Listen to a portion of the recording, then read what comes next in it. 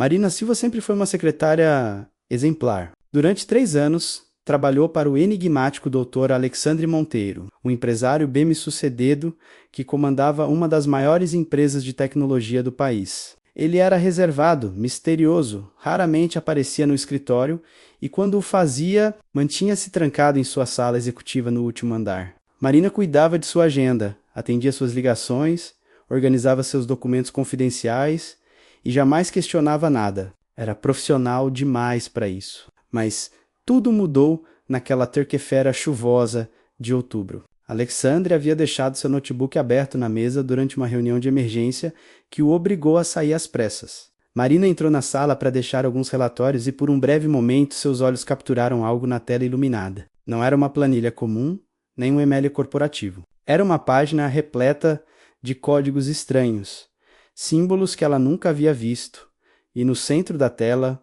uma fotografia, não qualquer fotografia, era uma imagem antiga, em preto e branco, datada de 1942. E o homem na foto era idêntico a Alexandre, não parecido. Idêntico, mesmo os olhos penetrantes, mesma cicatriz discreta no queixo, mesmo sorriso enigmático. Marina sentiu seu coração acelerar. Ela sabia que deveria sair dali imediatamente, mas seus pés pareciam colados no chão. Suas mãos tremiam enquanto segurava os documentos. Como isso era possível? Alexandre tinha apenas 40 anos, ou pelo menos era o que constava em seus registros. Mas aquela foto tinha mais de 80 anos. Antes que pudesse processar completamente o que estava vendo, ela ouviu passos se aproximando pelo corredor. Com um movimento rápido, Marina deixou os papéis sobre a mesa e saiu da sala, tentando parecer natural. Mas por dentro, um turbilhão de perguntas começava a se formar. Quem realmente era seu patrão? E por que ele aparecia numa fotografia de décadas atrás, sem ter envelhecido um único dia? Nos dias seguintes, Marina não conseguiu parar de pensar no que havia visto. Começou a prestar atenção em detalhes que antes passavam despercebidos. Alexandre nunca almoçava com ninguém, raramente era visto comendo qualquer coisa no escritório. Ele chegava sempre antes do amanhecer e saía após o anoitecer, como se evitasse propositalmente a luz do dia. Suas reuniões eram sempre em ambientes com cortinas fechadas e iluminação artificial. Marina começou a fazer pesquisas discretas. Vasculhou arquivos antigos da empresa, procurou informações na internet, tentou encontrar algum registro familiar de Alexandre. O que descobriu foi ainda mais perturbador. A empresa havia sido fundada em 1955 por um homem chamado Alexandre Monteiro. As fotos do fundador eram raras, mas havia uma no arquivo morto da companhia. Marina quase deixou cair a pasta quando a viu. Era o mesmo homem. Exatamente o mesmo. Não podia ser apenas uma coincidência ou semelhança familiar. Era impossível. A explicação oficial era que o atual Alexandre era bisneto do fundador. Mas como explicar a semelhança absolutamente perfeita? Marina decidiu ser mais ousada. Começou a seguir Alexandre discretamente. Observou que ele visitava lugares incomuns, bibliotecas antigas, museus após o horário de fechamento, cemitérios abandonados. Uma noite, ela o viu entrando em um prédio histórico no centro da cidade que estava condenado há anos. Esperou do lado de fora por horas, mas ele não saiu. Quando finalmente teve coragem de se aproximar, encontrou apenas uma porta trancada e nenhum sinal de vida. Era como se ele tivesse simplesmente desaparecido. As peças começavam a se encaixar em sua mente, formando um quebra-cabeça impossível. Cada nova descoberta trazia mais perguntas do que respostas. Marina sabia que estava se envolvendo em algo perigoso, algo que poderia mudar completamente sua compreensão da realidade. Marina não aguentou mais atenção e decidiu confrontá-lo. Era uma manhã de sexta-feira. O escritório estava vazio, pois a maioria dos funcionários trabalhava remotamente naquele dia. Ela preparou o café, respirou fundo e bateu na porta da sala de Alexandre. Quando entrou, ele estava de costas, olhando pela janela com as cortinas parcialmente fechadas. Antes que pudesse perder a coragem, Marina soltou tudo de uma vez. Falou sobre a fotografia que viu no notebook, sobre as imagens antigas que encontrou nos arquivos, sobre seu comportamento estranho e os lugares misteriosos que ele frequentava. O silêncio que se seguiu foi ensurdecedor. Alexandre permaneceu imóvel por longos segundos, Depois virou-se lentamente para encará-la. Seus olhos tinham uma profundidade que ela nunca havia notado antes, como se guardassem séculos de experiências. Ele não negou, não tentou criar desculpas elaboradas ou justificativas racionais. Em vez disso, simplesmente disse com uma voz calma e resignada que ela havia descoberto seu segredo e agora precisavam conversar seriamente. Marina sentiu suas pernas fraquejarem, mas manteve-se firme. Alexandre gesticulou para que ela se sentasse e, pela primeira vez em 3 anos de trabalho conjunto, ele começou a revelar sua verdadeira história. Disse que não era humano no sentido tradicional da palavra. Era um ser imortal, um vampiro que havia vivido centenas de anos, transitando entre diferentes identidades para não levantar suspeitas. Fundara a empresa décadas atrás e periodicamente fingia ser seu próprio descendente, mantendo assim o controle do negócio através dos séculos. Marina queria não acreditar, queria pensar que estava sonhando ou que Alexandre havia enlouquecido. Mas algo na maneira como ele falava, na certeza absoluta de suas palavras, fazia tudo parecer terrivelmente real e verdadeiro. Alexandre continuou sua explicação com uma honestidade brutal, que Marina não esperava. Ele contou que nascera em 1638 na região da Transilvânia. Antes de ser transformada aos 25 anos por uma vampira que se apaixonara por ele, durante séculos vagou pela Europa, testemunhou guerras, revoluções, a ascensão e queda de impérios. Viu a Revolução Francesa, sobreviveu às 2 grandes guerras, atravessou oceanos e continentes. Chegou ao Brasil em 1920 e decidiu que era hora de estabelecer raízes mais permanentes, de construir algo duradouro. A empresa de tecnologia foi sua maneira de se adaptar ao mundo moderno, de permanecer relevante e oculto ao mesmo tempo. Marina ouvia tudo em estado de choque, alternando entre fascínio e terror. Alexandre explicou que vampiros de fato existiam, mas não eram exatamente como os filmes retratavam. Podiam sair durante o dia, embora preferissem a noite por uma questão de conforto e tradição. Não dormiam em caixões, podiam ver reflexos em espelhos e não temiam crucifixos ou alho. O que realmente precisavam era de sangue. Mas ele havia aprendido há muito tempo a controlar seus instintos, alimentando-se discretamente de bolsas de sangue obtidas através de contatos em hospitais. Nunca havia matado ninguém, pelo menos não nos últimos 200 anos. Transformara isso em uma questão de honra pessoal. Marina fez a pergunta que mais a aterrorizava. Ele pretendia transformá-la ou matá-la para manter o segredo? Alexandre sorriu tristemente e disse que não faria nem uma coisa nem outra. Ele estava cansado de mentiras, cansado de viver escondido. Talvez fosse o destino que ela descobrisse. Talvez fosse hora de ter alguém que conhecesse a verdade. Ofereceu a ela uma escolha.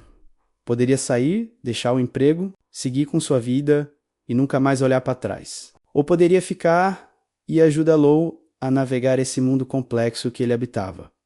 Marina pediu tempo para processar tudo aquilo. Alexandre concedeu uma semana de folga remunerada para que ela pudesse pensar com clareza. Durante aqueles 7 dias, Marina mal dormiu. Sua mente estava constantemente girando, analisando cada detalhe da revelação. Parte dela queria fugir, voltar para sua vida normal e esquecer que vampiros existiam. Mas outra parte, uma parte que ela mal reconhecia em si mesma, estava profundamente intrigada. Sempre viver uma vida comum, previsível, segura. Trabalho, casa, algumas amigas, relacionamentos que nunca levavam a lugar algum. De repente, o extraordinário havia batido à sua porta. Ela pensou em todas as histórias que Alexandre poderia contar, todos os períodos históricos que ele testemunhou, toda a sabedoria acumulada em séculos de existência. Pensou também nos perigos, nos segredos que teria que guardar, na solidão que devia ser viver tanto tempo vendo todos ao seu redor envelhecerem e morrerem.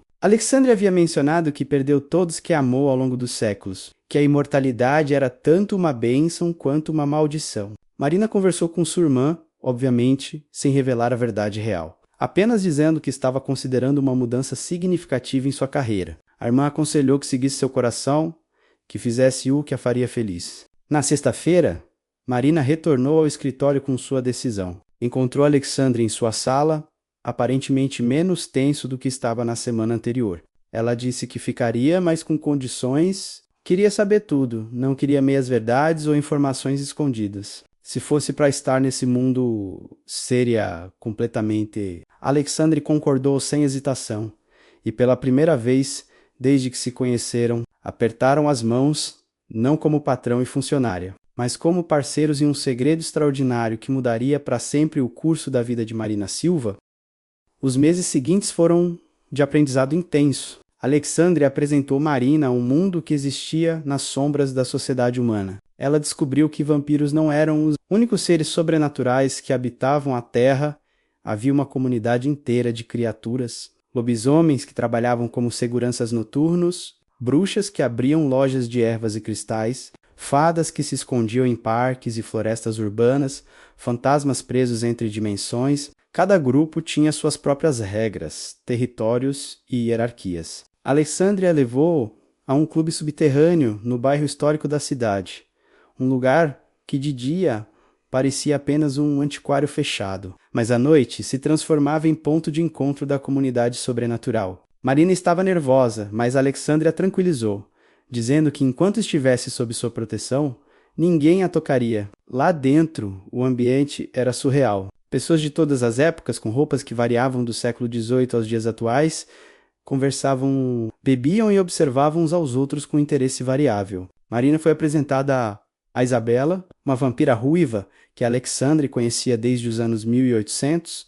e a Marcos, um lobisomem que trabalhava como advogado corporativo durante o dia. Eles foram surpreendentemente amigáveis, curiosos sobre a humana, que Alexandre decidira trazer para seu círculo íntimo. Isso era raro, explicou Isabela. A maioria dos vampiros mantinha humanos a uma distância segura, nunca revelando sua verdadeira natureza. Marina começou a entender a magnitude da confiança que Alexandre havia depositado nela. Com o tempo, ela assumiu um novo papel. Não era mais apenas secretária, mas confidente e ligação de Alexandre com o mundo humano. Ela o ajudava a manter as aparências, gerenciava situações que ele não podia resolver sozinho e gradualmente aprendeu a navegar entre os dois mundos com uma desenvoltura que surpreendeu a ambos. Mas nem tudo eram descobertas, fascinantes e amizades improváveis. Marina logo aprendeu que o mundo sobrenatural tinha seus próprios perigos e conflitos. Havia facções dentro da comunidade vampírica que não aprovavam a abertura de Alexandre com uma humana, liderados por um vampiro antigo chamado Demetrius, que tinha mais de 1000 anos. Esse grupo tradicionalista acreditava que humanos eram ou fontes de alimento ou possíveis ameaças que deveriam ser eliminadas. Nunca confidentes, Demetrius convocou Alexandre para uma reunião do Conselho Vampírico, uma organização que governava a comunidade localmente. Marina não podia comparecer, mas Alexandre contou tudo depois. Demetrius argumentou que Alexandre havia quebrado uma das regras mais antigas, nunca expor a existência vampírica a humanos que não seriam transformados ou eliminados. Exigiu que Alexandre corrigisse seu erro. A tensão aumentou quando ficou claro que Marina estava sendo vigiada. Ela começou a notar sombras a seguindo carros estranhos parados em frente ao seu apartamento. Ligações silenciosas no meio da noite. Alexandre ficou furioso quando descobriu e confrontou Demetrius publicamente, declarando que Marina estava sob sua proteção absoluta e qualquer tentativa contra ela seria considerada um ato de guerra pessoal. Isso criou uma divisão na comunidade. Alguns vampiros apoiaram Alexandre, principalmente os mais jovens que também desejavam mais liberdade e menos regras arcaicas. Outros ficaram do lado de Demetrius, temendo que a exposição pudesse trazer caçadores ou atenção governamental indesejada. Marina se viu no centro de uma disputa política sobrenatural que ela mal compreendia. Alexandre ensinou-lhe formas de se proteger, símbolos que afastavam certas criaturas, ervas que mascaravam seu cheiro humano, até mesmo algumas técnicas básicas de defesa. Ela começou a treinar com Marcos, o lobisomem, que era surpreendentemente paciente e eficaz como instrutor. A vida de Marina havia se transformado de monótona a perigosa em questão de meses, enquanto navegavam pelos desafios políticos e perigos reais. Algo inesperado começou a se desenvolver entre Marina e Alexandre. O que começou como uma relação profissional e depois evoluiu para amizade. Gradualmente, se transformou em algo mais profundo e complexo. Marina começou a ver além da natureza vampírica de Alexandre, reconhecendo o homem que ele havia sido e ainda era em essência. Ele era culto, gentil quando queria ser, tinha um senso de humor seco que ela adorava, e carregava uma melancolia, que vinha de séculos de existência solitária. Alexandre, por sua vez, via em Marina algo que não encontrava há muito tempo: coragem genuína, curiosidade sem limites e uma aceitação que não era baseada em medo ou fascínio mórbido, mas em compreensão real. Uma noite, após um encontro particularmente tenso com o conselho, eles voltaram para o apartamento de Alexandre, um penthouse luxuoso com vista para toda a cidade. Conversaram por horas sobre tudo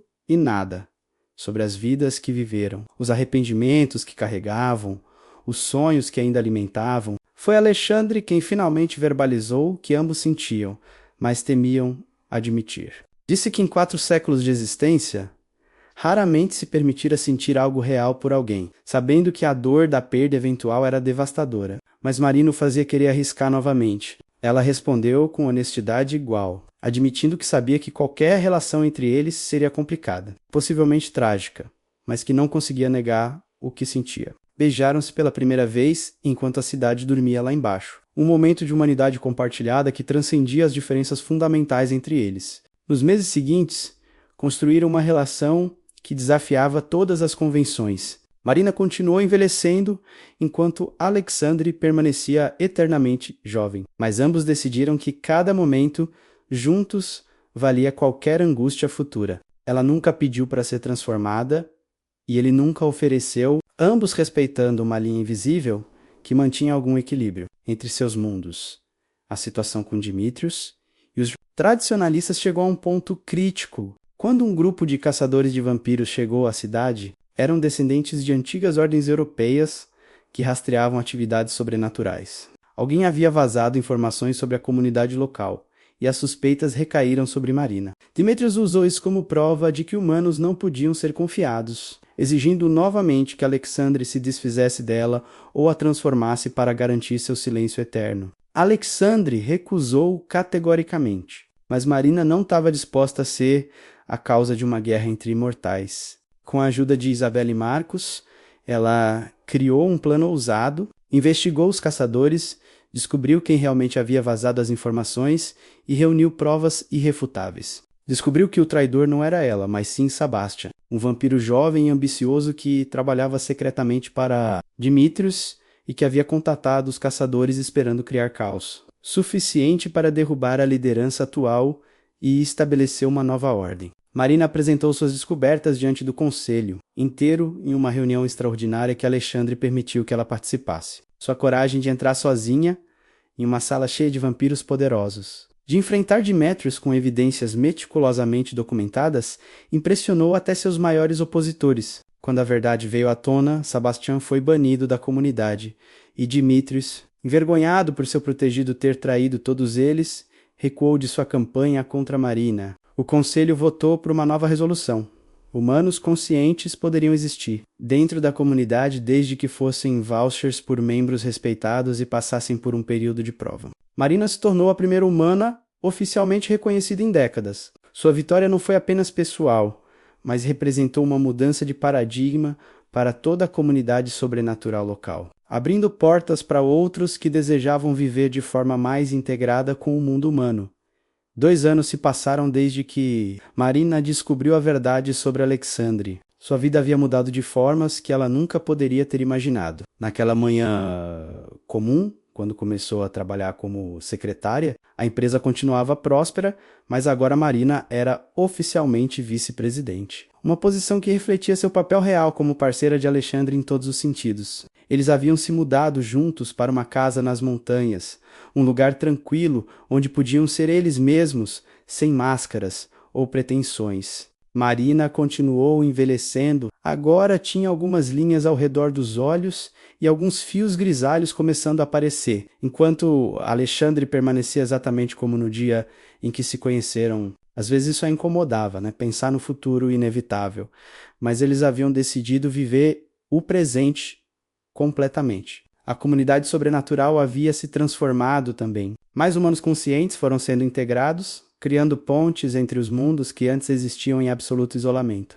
Marina se tornou uma espécie de embaixadora, alguém em quem ambos os lados confiavam. Ela organizava eventos, mediava conflitos, ajudava novos humanos a se adaptarem às revelações chocantes. Encontrou um propósito que nunca soube que procurava. Alexandre frequentemente dizia que ela o havia salvado tanto quanto ele salvou a vida dela de monotonia. Naquela noite, enquanto jantavam na varanda observando o pôr do sol, Marina refletiu sobre como uma simples descoberta acidental havia alterado completamente o curso de sua existência. Tinha medo do futuro? Sim, sempre teria, mas arrependimento? Nem um segundo. Ela havia descoberto que seu patrão, na verdade, era um vampiro centenário, e ao invés de fugir aterrorizada, havia mergulhado de cabeça em um mundo de magia, perigo e possibilidades infinitas. E não trocaria isso por nada no mundo.